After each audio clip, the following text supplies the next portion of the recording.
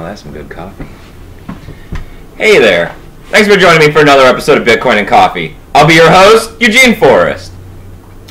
So, first off, I want to apologize for yesterday. Apparently, the internet was down. They were working on it in this area. I didn't have internet all day long. And that really sucks because I really enjoy bringing you guys this show, and I know you guys were probably wondering where I was at, right?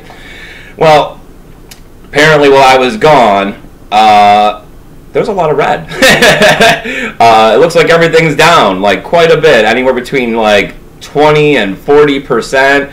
BTC seems to still be holding strong, but I mean the price definitely reflects a lot of people leaving to cash. We got an $80 billion market cap. We got 4.7 billion traded in the last 24 hours, which is fairly high. But we got a BTC dominance increasing up to 48%. We got a BTC price coming in right now at $2,371. That's down only 6%. We got Ethereum coming in at $200 even. That's down 16.5%. And we got Ripple coming in at 18.2 cents. That's down 21%. You know, for the top three altcoins, Ethereum's taken the biggest hit of all, but at the same time, Ethereum has been the most speculated on and has the most growth over this last year. I had been saying that the fat was being trimmed from the altcoins, and it looks like now at this point in time, there's a lot of uncertainty in the market and what's going to be happening with Bitcoin.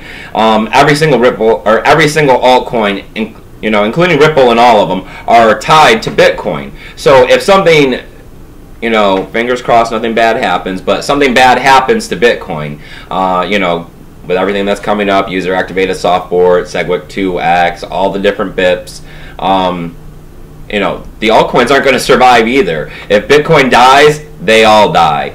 And apparently, there's a lot of new people in the market. That's been obvious by the increases, the increased numbers at Poloniex, Coinbase. I mean, any kind of cryptocurrency service has seen like double to triple of the number of users.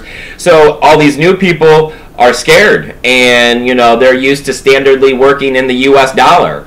And working in the US dollar, you don't see the money go backwards. You don't wake up one day and your dollar's worth 5%, 6% less. So they can't seem to wrap their mind around this concept. But I mean, it is hard. But us as cryptocurrency users, I mean, we're trying to adopt a new way. There are pros, there are cons, and there are going to be new forms of thinking that we have to adopt. And one of them apparently is going to have to be that, when we wake up in the morning, our dollar could have a slightly different value due to the fact that it shows the true reflection of the market. Hopefully this line of thinking can come around a little easier as, the stability in cryptocurrency comes along. Hopefully our children's children, this will just be standard living for them. But, I mean, we are speculating on currency of the future. So, I mean, of course there are going to be small little bubbles, and there's going to be, pumps and dumps that are manipulated through the market, people trying to get rich. That's why I'm always true on BTC. BTC, I think, reflects the real value of the cryptocurrency market. So as we look at Bitcoin being $2,371, down only 6%, I consider up to 5% the standard volatility. We're down 1%. I mean, most of my, cryptocurrency savings and value is in BTC. And anything I have elsewhere is money that I actually am willing to lose because I am speculating on the markets for the fact that I would like to make free BTC. Because ultimately that's what I want to carry into the future is Bitcoin. Bitcoin is what I think is going to pay for my retirement. Bitcoin, I think, is what I, keep my fingers also crossed about is going to buy me my first house. And Bitcoin is what I think I'm going to be able to pass on to my child so that he can have a good life and not have to, struggle as hard as I do to trying to survive. So, I mean, this is healthy, I think. And I think that all of these altcoins that are pulled back so far, I think that this is, going to be somewhat expected as, this is speculation on cryptocurrencies that are not having as much of a true value as BTC does. BTC has, an overall market cap that is larger than anything else. BTC has been here before anyone else. And as soon as BTC gets SegWit and we have second tier chains, most of these altcoins, I believe, are just test nets for what's going to come to Bitcoin. I mean, we're going to have smart contracts, we're going to have Lightning Network, we're going to have, all of these altcoins abilities on Bitcoin. So, all right, continuing on, we got Litecoin coming in at $45.89. That's down 8%. We got Ethereum Classic coming in at $14.37. That's down 15%. We got Dash at $163. That's down 17%. We got NEM at 12.4%. That's down 19.5%. We got Monero coming in at $37.22. That's down 17%. We got Zcash right now hitting $182. That's down 23%. We got Steam. They're taking a hit too. They're down 25%, coming in at $1.12. And even the Steam backed dollar is down and is only coming in at 95 cents. You know, the Steam backed dollar also is one that I've been using to help me determine what's happening with the cryptocurrency market. I mean, when I look at the Steam backed dollar, which is supposed to be pegged to the US dollar, and it's $2 or real close to it, it's like, there's some bloat going on here. And then when you look at it and it's, you know, 95 cents, and you're like, the market is down a little bit today.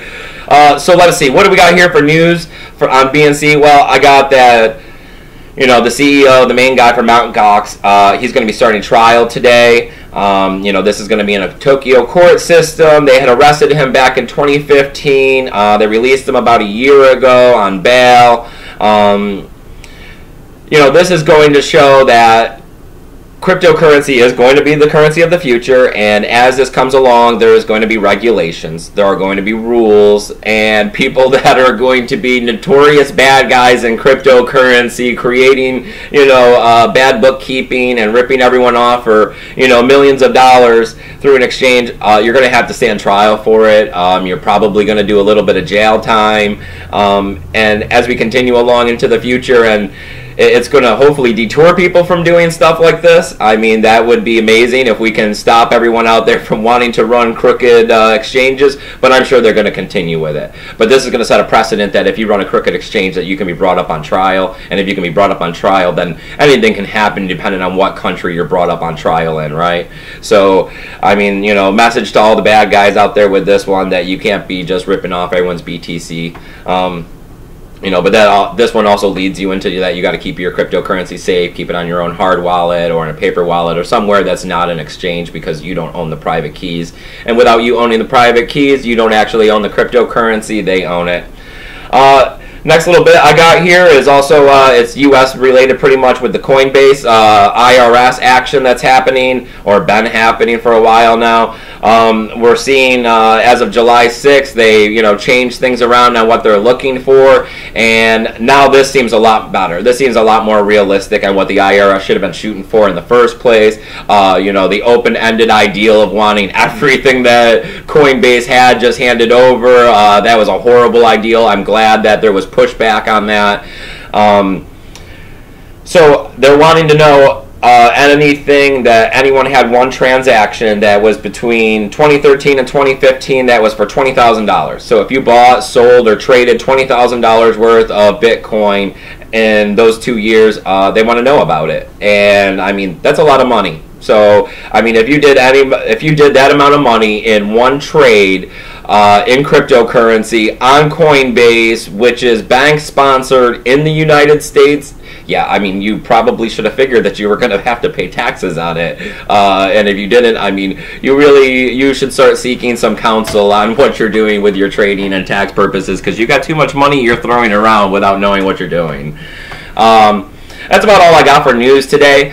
So on BNC, I want to sit here and say thank you for everybody who's been doing everything for me. You know, it's greatly appreciated. I have my Genesis Mining code down there to get you a 3% discount. You know, that's one of the easiest ways to support my channel, is if you do cloud mining through Genesis Mining. Just, you know, pop my code in there occasionally. It's a great way to throw a donation my way without sending money out of your pocket. Also, if you guys are on Steam, come on over, upvote my post, even if you're watching it on YouTube. You know, that's another great way to help support this channel. And of course, there's donational addresses down below. If you got an extra $1 or $2, which I know it has to be hard with these cryptocurrency prices, but of course, as always, I'm willing to accept it and greatly appreciate it. Down below, I have an entire list of tools to help you guys navigate these cryptocurrency markets. I got stuff down there to help you make a better Steam post. I got stuff about wallets. You know, I got stuff to help you find news on ICOs. You know, there's lots of stuff down there, and as I keep saying, I'm constantly changing it. And as always, there's, you know, the best tool of all, my email address. Free help desk service, people. If you're watching it, it's for you. It's eugeneforrest20@gmail.com. Just shoot me an email. Let me know what your problem is. Let me know what you're thinking. Let me know what's going on. I'd love to hear from you, even if it's just, you know, ideals on what I can do better for the show, or if it's just that you want, you know, to talk to me, because hey, I love talking to you guys. You know, you guys are really smart out there. You guys give me a lot of the information on my trading advice. You let me know what's happening on the other sides of the world and how, you know, cryptocurrency is being viewed in your different countries, because I talk to people all over the place now. I mean, this channel is just growing and growing. You know, we just passed 1,500 subscribers on YouTube.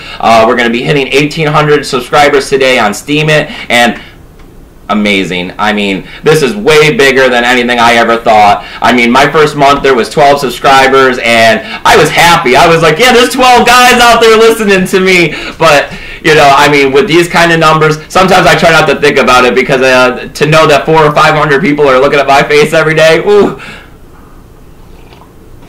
So if you like everything that's going on, please hit that subscribe button, like my videos, share it, let everybody know what's going on in the cryptocurrency space. You know, it's amazing. And remember, keep your Bitcoin safe.